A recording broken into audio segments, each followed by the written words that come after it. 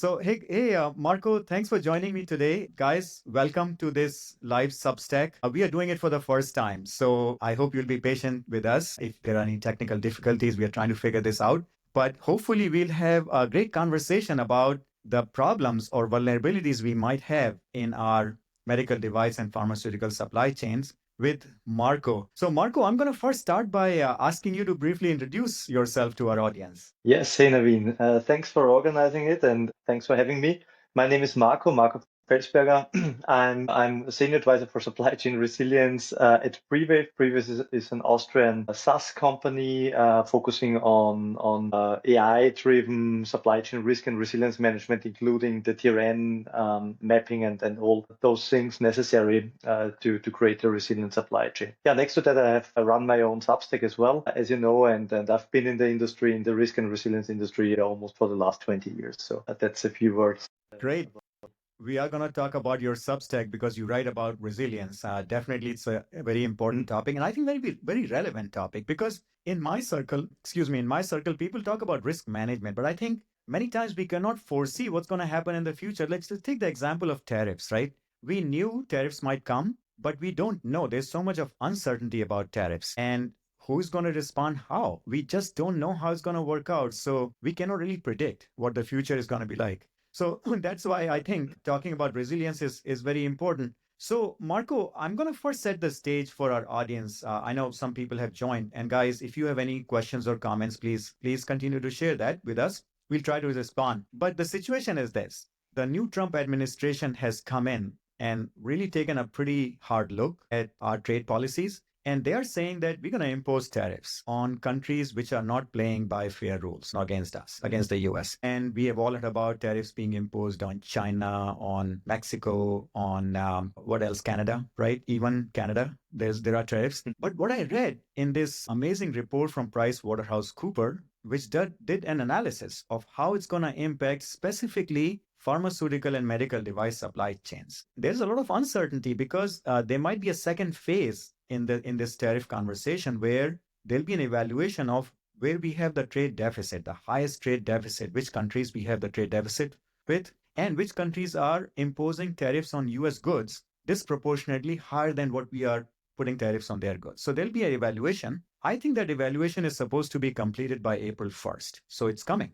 And then they will announce, where the tariffs will go. So the situation is very fluid. We don't know who is going to be affected. So, Marco, let's just start by talking about how's the mood in Europe? What are you hearing from your network, from friends in other countries? How are people responding to this news of tariffs? Yeah, the mood in Europe. Yeah, as we briefly discussed before that, we are usually, I would say, not very pro-Trump, maybe already biased from the media or not. We do not get the full picture here. I totally understand to a certain extent what he's aiming for, what the administration is aiming for with the tariffs and to balance out the trade deficit and also all the things he want to implement or for example get out again of the NATO and this stuff. I get it because we in Europe were to a certain extent free riders, and that's okay, and we accept that to a certain extent. I would say people who are looking into the topics. But then, as you mentioned already, very on point, there is this high uncertainty, and usually this high uncertainty linked to the tariffs, and not only, in my perspective, not only linked to the tariffs, but to the actions of President Trump. The actions are creating this uncertainty. In supply chains, especially, there were a lot of reshoring and nearshoring ongoing over the last years, and they moved exactly. The US business moved to Mexico or to Canada, whatever it is. And this is a long-term decision the companies took because you do not build a plant or a manufacturing site somewhere and expect to move it in the next 1 or 2 years again. So these are all uncertainties which plays a big role, in my opinion, in supply chain management. And this uncertainty now is stalling a bit, or could be stalling this decision making. So where do we go next? Because no one knows. No one Basically, I'm knows. not sure. I'm not sure. As you said, there is an evaluation ongoing as well. Personally, I think it's much too short of a time frame to you can evaluate some things in this 1, 2, 3 months, But if the impact of tariffs is that what President Trump and the administration wished for, I don't think we will see that in a few months. It will take years to see, okay, did the economy really respond properly? And usually when you have these situations, that's what resilience management at least advocates is you take baby steps, and I'm not directly seeing baby steps currently taken, but it's like we're there, we're the number one, and we take big steps. And the impact will be seen. But yeah, what's your perspective? You're in the US, in the industry. Let's focus on the pharma medical device supply chain, because that's what of interest to me and my audience. I think let's put down some numbers which I read in the PricewaterhouseCoopers report. The situation on the ground is this: we import in the US close to, I would say, about $400 billion worth of goods related to pharma and medical device supply chains. A great majority of them are coming in with absolutely zero tariff. And these are not just finished goods. They can be components, they can be raw materials, they can be parts, they can be active pharmaceutical ingredient, which goes into making the pharmaceutical. And we import a lot of that. So and in fact, there's a idea on the table that you may not have heard or picked up on, is that a 25% tariff on pharmaceutical products is under consideration. And if that happens, it's going to affect the prices of drugs in the United States for sure, the prices of raw materials, and maybe some of them can be passed on to the customers. Some of them may not be able to go to the customers, and companies will have to absorb them. And according to this report, Marco, it's fascinating, right? That the amount of tariffs is estimated to go to about $65 billion from roughly $500 million today. So huge increase. And if this 25% tariff goes on to the pharmaceutical products, there'll be another $75 billion increase in tariffs. Who is going to pay that? Like, that's question number one. Who is going to pay those tariffs to the US government? Whether it comes from overseas, which is how the administration is pitching, that foreign countries will pay these tariffs. But, many people are saying not really. It's eventually going to be the US customers and US companies who will pay. But I dug a little bit deeper into this, and I was fascinated. Ireland, for example, I did not know this. Ireland exports a lot of products to the United States, which are in the pharma and medical device business. So if there are tariffs, I think Irish goods, Irish produced products will be more expensive. And again, a lot of these are multinational companies, right? They might be doing business in Ireland. They might have other entities, and I don't know how they're going to play the game. But bottom line is that we are talking about pretty large numbers. I mean, let's take a big picture, right? Medical device industry is, I would say, about 600 billion, maybe over 600 billion dollars in total revenues. And as a percentage of that, even if it's like 50 billion, we're talking about 10% of the revenues going into tariffs. That is going to put a big squeeze on the profit margin of companies, right? If they're not able to pass on this added cost to the customers. And I think the PwC reports does highlight that. So I wanted to kind of discuss that with you. First of all, does it make sense to you that eventually it's gonna squeeze the operating margins of companies eventually? Does that make sense to you? Makes absolute sense, and that it will squeeze. We see that there is this infamous example of Peloton, the US company who is producing these home trainers, the bicycles you can use, and their stock market, the stock price crashed during the COVID pandemic because they had to pay more for shipping costs, and every additional cost eats into the margin at the end, and everything which has a long-term effect as well on margins is bad. Now maybe we can argue that pharmaceutical companies are better off because they have usually more margin. For sure, not every company, but it's definitely a higher margin industry, the pharmaceuticals, compared to other industry verticals, for example. And this is what we need to take into consideration when we look at that. And in my perspective, that the consumers will pay for most of it because companies have more or less an obligation to secure their sustainability and their forthcoming, and they have to secure the margin, and they need to be competitive and all the stuff, and that costs money. So they will try to pass it on in one way or the other. And the thing with supply chains and the tariffs is that every company will try to pass it on. And we have such deep supply chains with a deep tier N structure where we have sub. I think we lost you for a moment, Marco. Marco, are you able to join me? Oh, okay, you are welcome.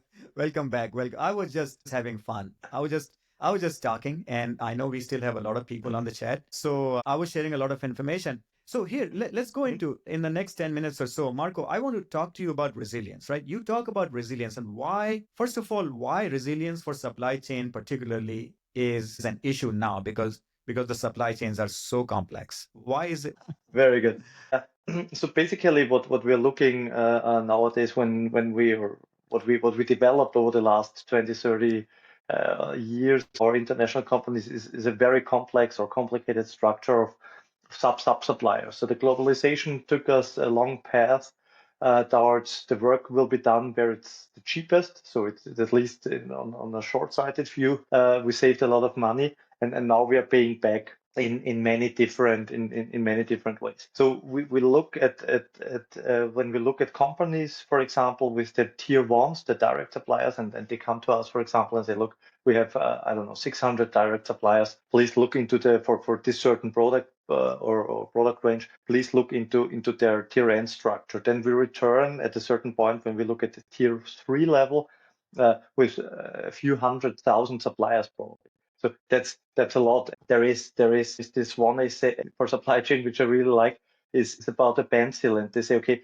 no one person could build such an easy thing like a pencil because you need because you need so many different ingredients and people to get the graphite, for example, you need a caterpillar, whatever it is, yeah, and all this stuff. And that's a perfect example for our supply chains. And this is an issue nowadays, especially when it comes for risk and resilience management, because we lack usually visibility. And even if we work on visibility, like with AI software, whatever we do to gain more visibility into the deeper tier structure, we still will not see everything because there are certain limitations at this moment in time how much we can see because it's based on customs data and so on and so forth. So there are a lot of limitations. That's why risk management, the proactive part, is very, very important to anticipate risks, to be as proactive as possible. But we will never ever get rid of the reactive part because there will always be something which surprises us either because we didn't know that we were connected to this particular part in our complex supply chain, or maybe because the impact was more severe than we expected. At the end, we will always have to build capacity within the system, which basically is kind of resilience. Okay, we are not optimized towards efficiency 100%. We have slack. We can maneuver if something happens. We are not leveraged. For example, debt is always a very good example. You have a lot of debt. Yes, you can do a lot of outreach, marketing, can produce a lot with the money, whatever it is. But if you're highly leveraged as a company, one slight increase in interest rate may kill you because you have to lack the capacity to pay back. And this is in many different angles the case when we look at resilience. So and that's what we basically did to come back to your question over the last years. We outsourced a lot and we optimized towards we focused on efficiency, and we neither have control now nor do we have capacity to deal with uncertainty in many. So, I think you mentioned kind of proactive risk management. I think that can help us identify vulnerabilities in the supply chain and then create some capacity, as you mentioned, which is basically, in my simple-minded thinking, is creating a little bit more slack, as you mentioned, or inventory, or maybe redundancy in the system. Maybe you have multiple suppliers that you can go qualify and be ready with them. But people will see this as a cost. They're gonna say, "Hey, it's gonna improve the."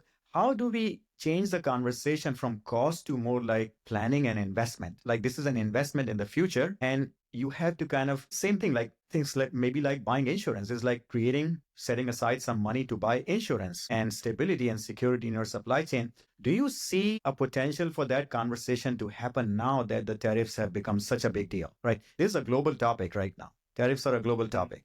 And for the first time, we are seeing a big threat, big vulnerability to our businesses. Do you see that the conversation might start to change a little bit now in the business? Yes, but my pessimistic view on that is only short term because we have seen that so many times, always asking jokingly, okay, how many disruptions do we need to learn? and there will never be enough, I guess, because companies already forgot almost what happened 5 years ago when COVID hit Good point. and the disruptions started back then. And it's understandable to a certain degree. A company is there to add value for the customer. They have to earn money. They have to reinvest. And of course, no company wants to build unnecessary redundancies. And that's the tricky equation to solve in my thinking, that coming up with an ROI where possible, and you're in the medical device industry. You would be happy if you could add to that. But there are certain areas where you cannot really quantify a return on investment, because if my pacemaker stopped working because I saved a few bucks, so my return on investment calculation showed I do not have to go the next step. Maybe I have an issue as a company because there is a license attached to it or whatever it is. We were not everywhere that regulated, in my opinion. And I'm not in no particular knowledge of the medical device industry, but basically that's the issue. How do we deal with the big events? How do we prepare for the big events, which we cannot measure properly, Yeah. And calculate return on investments properly? and if you set some money aside and it doesn't happen, people are gonna blame you. They're gonna say, "Hey, you just wasted all these resources." And I can tell you, in the medical device business, the conditions are even more difficult because in the last few years, top line revenue has grown only about 5% industry wide, but our operating costs have grown by 15%. Yeah. So we have a big squeeze. So I think the business leaders are going to be under a lot of pressure to, and I don't know. To be honest with you, I don't see this as a return on investment conversation. I see this as more of a, risk mitigation conversation. And it's happening. I know we do options, right? We do options for managing financial risk. Mhm. So why wouldn't we do something like that to manage our supply chain risk and create more resilience in that? I think people have to start talking about it in a slightly different way and not necessarily treating this as a ROI top. Because if we do ROI, I don't think it's going to go anywhere, honestly speaking, because already the business is under a lot of pressure. So if you talk to business in terms of this being as a serious vulnerability, if you identify that in your supply chain, for example, right? Have multiple suppliers ready and qualified to go in case there is some disruption. You don't have to buy from them, but you can have, and of course, supplier qualification for us is a big deal because we have to go through the regulatory process all over again. So I know we have very little time left now, Marco. So I want you to tell us a little bit about your Substack, because I want my viewers to learn about you, and maybe I would strongly recommend that they follow you. But tell us what you write about on your Substack. Yeah, basically, I write about everything regarding risk and resilience management, sometimes with a focus on supply chain, because this makes the topic more understandable, because it's a tangible thing, such supply chain, and people can think about it better. But basically, that's what I write about, and also touch on topics. Okay, what to do, like if there is no proper ROI calculation possible, how do we measure maybe fragility or whatever it is to start changing the conversation? So everything around risk and resilience topics in general, and how to build a resilient organization. That's what I'm writing about. You wrote about what happened at Heathrow now, right? There was a fire. And tell us very briefly what that story was and what lessons we can learn. Yeah, and that touches perfectly on the ROI topic, because I looked at it. People are usually glorifying a risk quantification, like when you do proper statistics and probability theory and quantify the risks. But what I started to do is, now I looked at Heathrow, looked what it would have. So I'm not an expert. I just looked it up. What would be roughly the costs to create a backup infrastructure to power this little city of Heathrow, so to say, because it consumes as much energy as a small city. And it would be roughly an investment, if I can trust the sources, of 150 to 250 million pounds. And put that into the risk model, and it took already a very favorable risk model to quantify it, which we only can do with hindsight, because there were no such an outage in the last 20 years, or maybe not in the last 50 years. I stopped researching it for this purpose. But already with hindsight, took a favorable risk model. And then it turned out that the expected loss, so that would be the output if you do it proactively, this analysis, the expected loss for the next 10 years is 2 or 3 million. Yeah? And of course, nobody would Nobody buy will. into a mitigation measure like 150 millions because you communicated the risk wrong. And then the other question we have to follow up and ask, okay, it was a big event. Maybe we were not able to protect in the right way. So we had the response structures and they work quite well, maybe. And that's that's the trade-off. We have to think of it in different angles and say, okay, where can we protect and where do we have to live with it and say, okay, we deal with it when it hits us. Always the interesting discussion in resilience. In this particular case, I bet the consequences of this event, maybe globally, I don't know if you have the number in mind, but what was the actual loss now because of this actual event happening? For the loss, I just took everything reported, so also the airlines loss. So I took really a very favorable approach for this risk model because I said, okay, it was a few hundred million, and still the probability, and that's the issue, the probability Yes. that this happens is so small that it no impact would, or almost no impact would justify that. And that's what I wanted to show with that is that the probability is useful in some cases in the risks, like the high impact, low probability risks. We should not deal with probabilities because there are no probabilities and we will get them dead wrong and therefore I should not communicate in that way. And this is then where the discussion starts and we say, okay, look, what else can we do? What other options do we have? I got you. Guys, I think this is fascinating. And every time I read your stuff, Marco, I pick up something new. You write very well. You have a lot of stuff going on. So I really encourage everybody in my circle to follow. Marco, what's the name of your Substack? Can you tell us? It's called The Edge of Resilience. That's my Substack. The edge of resilience. So guys, go look it up and follow Marco if you're interested in these topics. So Marco, I know we have run out of time now, and I know we had technical glitches, but that's the beauty of it. We know this is gonna happen, and we're gonna do our best to have a good conversation. So I want to thank you. I know it's late in Europe right now, and I want to thank you for taking the time to have this chat with us. Thank you, Naveen, and I would also encourage every one of my followers listening to subscribe to your Substack and follow you on LinkedIn. I think it's great what you put out there and all the discussions and all the stuff you start. Wonderful. Yeah. Yeah. It's really what I'm trying to do is get all of us to talk to each other a little bit more and, reach out to people outside our own industries to learn more from them and what are the problems. And because, many of the solutions are quite common and they have been applied somewhere else. So maybe we can learn. Okay. Yeah. With that, Marco, thank you once again. And I, wish you all the best and we'll stay in touch. We'll do more of this in the future. And, with technology figured Looking out. forward to it. I'll buy a new mobile phone. Okay. All right. Take care. Take care.